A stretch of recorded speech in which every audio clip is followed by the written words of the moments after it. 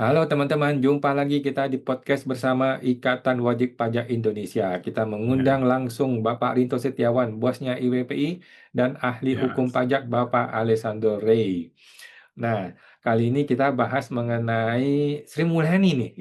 Ini ngeri-ngeri sedap nih ya. Sri Mulyani mau dituding atau atau dituduh nih ya sebagai dalang dari pasal yang sedang kita gugat di Mahkamah Konstitusi, yaitu pasal 34 ayat 1. Nah, ini jangan asal tuduh nih Pak. Bagaimana ceritanya kok bisa Sri Mulyani dihubung-hubungkan dengan pasal 34 nih Pak? Oke, oke, Mas. Langsung saya materinya, Mas ya. Saya share aja. Oke, Pak Rinto. Ini Mas ya, judulnya Sri Mulyani dalam pasal yang digugat di Mahkamah Konstitusi. Diduga untuk lindungi oknum pajak. Ini kan karena pasal tersebut, pasal 34 Undang-Undang KUP yang digunakan sebagai dasar untuk adanya larangan merekam audiovisual. Pelindungan yang disamarkan di balik target penerimaan pajak. Ini Mas Awan. Ini berdasarkan riset tim kami, Mas Awan. Ya Hmm. ini konteks gugatan di Mahkamah Konstitusi. Pasal 34 Undang-Undang KUP resmi digugat di Mahkamah Konstitusi. Pasal ini dipersoalkan karena dipakai dasar untuk melarang perekaman dalam proses pemeriksaan pajak menggunakan frasa karet. Ya, tadi setiap pejabat dan pihak lain dinilai mengaburkan posisi wajib pajak sebagai pemilik sah data tersebut.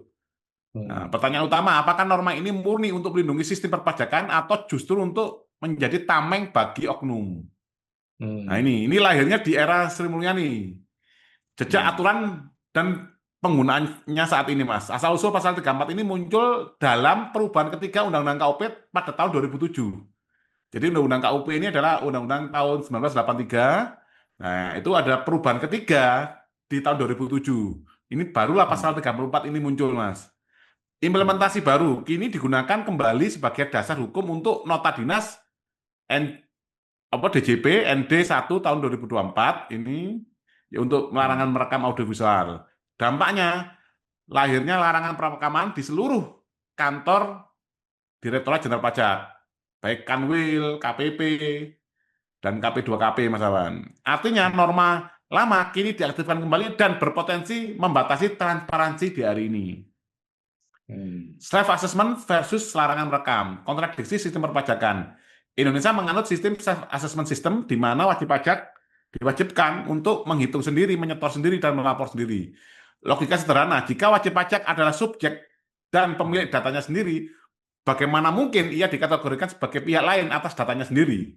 Larangan merekam Hmm. berisiko menciptakan ketimpangan relasi kekuasaan antara fiskus, aparat pajak, dan wajib pajak. Target Hmm. pajak sebagai alasan yang disamarkan. Tekanan sistem di balik aturan. Ketergantungan APBN, target penerimaan pajak terus meningkat setiap tahun dan menjadi tulang punggung negara. Stabilitas sistem. Tekanan untuk menjaga penerimaan membuat sengketa atau konflik sering kali dianggap sebagai gangguan. Dugaan kuat, larangan perekaman diterapkan untuk menjaga ketertiban administratif demi kelancaran target, bukan semata-mata untuk menjaga kerahasiaan data. Perlindungan yang disamarkan, narasi resmi versus realitas di lapangan. Narasi DJP, melindungi data rahasia, menjaga kepercayaan pada sistem, menjamin kerahasiaan wajib pajak.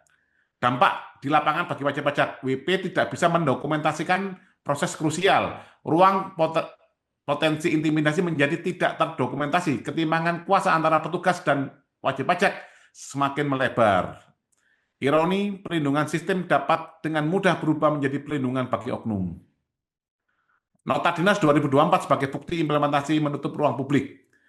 Nota Dinas nomor 1 tahun 2024 secara eksplisit melarang pengunjung mengambil foto, video, atau rekaman suara. Berlaku masif di seluruh unit vertikal DJP.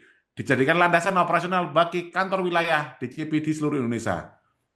Efek sampingnya, kantor pelayanan publik berubah menjadi ruang tertutup, minim pengawasan eksternal. Konsekuensi fatal bagi wajib pajak, hilangnya hak membela diri. Tanda adanya bukti rekaman, posisi wajib pajak menjadi sangat lemah. Wajib pajak tidak memiliki bukti autentik atas interaksi dengan petugas. Sangat sulit untuk membuktikan jika terjadi intimidasi atau pemerasan. Di tengah tekanan pencapaian target pajak, WP menjadi sangat rentan terhadap penerbitan SP2DK, pemeriksaan yang intensif dan menekan, interpretasi aturan yang sepihak oleh petugas.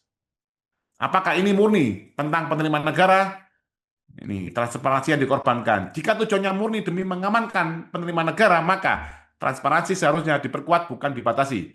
Dokumentasi resmi setiap pertemuan wajib ada. Sistem rekaman internal dengan akses yang terkontrol secara hukum bisa diterapkan. Catatan kritis, pelarangan total justru memunculkan kecurigaan bahwa stabilitas pencapaian target jauh lebih diutamakan daripada keadilan prosedural.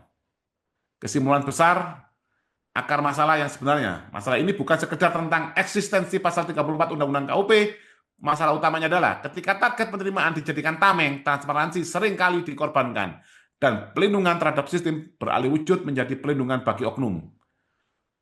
Pesan penutup, reformasi perpajakan tidak akan cukup hanya dengan digitalisasi dan teknologi. Ia harus selalu dimulai dari keberanian untuk membuka ruang akuntabilitas. Seperti itu, Mas Awan. Oke, terima kasih Pak Rinto informasinya. Nah, kita beralih ke ahli hukum Pak Reni. Ini apakah menurut Pak Reni benar nih si SMI yang menjadi dalang dari munculnya pasal 34? Kan waktu dia bikin itu kan dia apakah dia sudah punya visi nih di masa depan akan ada orang-orang gila kayak si Awan ini yang bakal bisa dia pakai pasal 34 untuk menghantamnya gitu. Apa iya sampai segitu visionernya si SMI ini waktu dulu dia bikin pasal 34 itu, Pak? Silakan Pak Rey. Ya, terima kasih Pak Awan dan Pak Rinto. Jadi kalau kita bicara pasal 34 ayat 1, tentu kita bicaranya kan Undang-Undang KUP ya. Nah, Undang-Undang KUP itu kan lahir karena adanya koordinasi antara pemerintah atau presiden dengan DPR ya. Nah, kalau kita bicaranya undang-undang, biasanya kan usulan itu kan didatangkan atau berasal dari pemerintah ya, atau presiden. Dalam hal ini adalah wakil presiden biasanya Menteri Keuangan ya, khusus yang membidangi perpajakan ya tentunya adalah Menteri Keuangan.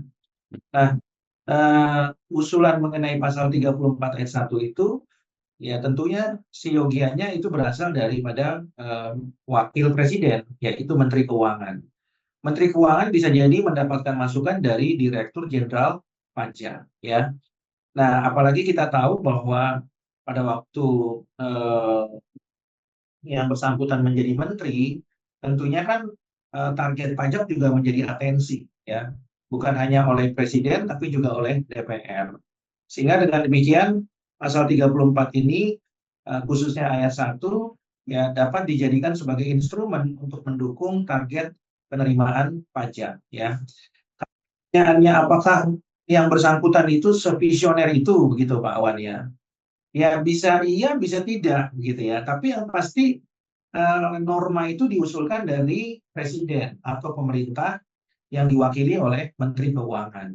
Bahwa kemudian itu diusulkan dari jajarannya Menteri Keuangan, apakah Dirjen Pajak, apakah bawahannya, yang pasti itu berasal dari pemerintah. Ya. Jadi kalau itu berasal dari pemerintah, maka lembaganya ya pasti Kementerian Keuangan. Ya. Dan kenapa itu diusulkan? Karena kan ada target yang harus dicapai tadi kan. Dan setiap tahun pada waktu itu memang cenderung untuk naik.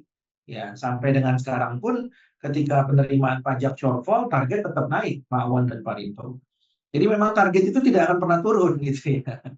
Ya, oleh karena itu sangat relevan kalau pasal 34 ayat 1 itu tidak mungkin akan di apa ya, di adendum ya atau di amandemen. Karena itu adalah salah satu instrumen yang kemudian menurut pemerintah mendukung pencapaian target penerimaan pajak ya. Namun yang menarik bagi saya untuk dikaji adalah kalaupun pasal 34 ayat 1 itu permohonan uji materinya ditolak, itu bukan berarti kemudian perekaman itu dilarang. Karena kan yang dipersoalkan di sini kan adalah beberapa frase saja yang tidak jelas. Tapi frase mengenai wajib pajak dilarang membocorkan, itu kan secara eksplisit tidak diatur atau belum diatur. Yang diatur itu kan adalah pejabat dilarang, ya, bukan wajib pajak dilarang. Ya, hanya saja frase itu mau digunakan untuk memperjelas norma yang belum ada.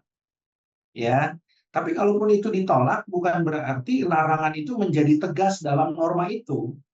Ya, tidak demikian gitu ya, karena memang norma yang mengatur secara eksplisit tidak ada. Dan itu sudah diakui oleh banyak ahli termasuk ahli dari Direktur Jenderal Pajak ketika bersidang di Komisi Informasi Pusat, ya, yang pada waktu itu dihadirkan Saudara Justinus Prastowo, ya, yang secara tegas mengatakan bahwa Undang-Undang KUP itu tidak mengatur larangan wajib pajak membocorkan datanya sendiri maupun data lawan transaksinya. Jadi larangan yang berlaku bagi wajib pajak tidak secara eksplisit diatur dalam ketentuan Undang-Undang KUP. Jadi kalau itu yang menjadi harapan, tentunya menurut saya itu tidak menjawab seluruhnya. Itu hanya sebagai norma yang kemudian membantu ya untuk memahami bahwa wajib pajak tidak dilarang. Tapi larangan secara tegasnya memang tidak ada atau belum ada di dalam Undang-Undang KUP, ya. Sehingga kalau mau sempurna ya memang Undang-Undang KUP-nya harus direvisi kan begitu ya. Sehingga jelas di situ apakah dilarang atau tidak. Nah, kembali ke pertanyaan Pak Awan dan Pak Rinto tadi, ya kalau apakah beliau yang menyarankan, ya kalau secara umum bisa iya bisa tidak Pak ya. Ya secara umum bisa dikatakan mungkin iya kan gitu ya. Kalau secara spesifik ya mungkin iya mungkin tidak juga karena kita tidak tahu persis di dalam gitu ya. Tapi kalau kita bicara makro ya tentunya itu adalah instrumen yang mendukung ya target penerimaan pajak ya. Dan biasanya memang itu diusulkan dari pemerintah. Dan DPR itu kan biasanya hanya mengikuti saja. Ya, sepanjang kepentingan pemerintah itu memang terpenuhi, biasanya DPR itu kan mengikuti saja. Yang penting tidak melanggar rasa keadilan bagi masyarakat, gitu ya. Bahwa kemudian faktanya itu menimbulkan kerugian, ya mungkin belum banyak wajib pajak yang melaporkan langsung ya kepada DPR. Dan buktinya Pak Awan juga belum melapor langsung kan ke DPR, ya. Lapor Khususnya, juga nggak berarti direspon, Pak Ri. ya. Artinya kalau kita lapor kan belum diberikan. DPR ini saya kira lembaga yang nilainya sangat minus menurut IWPI, Pak Ri, karena tidak pernah balas surat sama sekali. Ya, ya itu pekerjaan rumah tentunya ya buat DPR ya. Artinya lagi-lagi kalau norma itu diusulkan oleh DPR, maka DPR lah yang paling punya kepentingan gitu ya. Tapi kan yang sepertinya yang berjuang untuk mempertahankan itu adalah pemerintah, maka menurut sepertinya itu diusulkan dari pemerintah. Pak Awan dan Pak Rinto ya. Oke, siap. Terima kasih Pak Rinto, Pak Rey informasinya ya. Dari yang kita pahami dari informasi Pak Rey ya sebenarnya apapun putusan dari MK, putusannya menolak atau menerima sebagian itu tidak jadi soal. Masalah mengenai perekaman itu sudah jelas. Semua ahli pun sudah jelas ya bahwa norma tersebut tidak mengatur larangan merekam. Jadi tanpa perlu menunggu hasil putusan dari MK, kita semua sudah dapat kepastian sebenarnya ya bahwa larangan merekam itu tidak ada di pasal 34 ayat 1. Baik, terima kasih Pak Rey, terima kasih Pak Rinto informasinya. Kita jumpa lagi Pak di podcast berikutnya Pak. Terima kasih Pak. Oke, Mas. Sama-sama.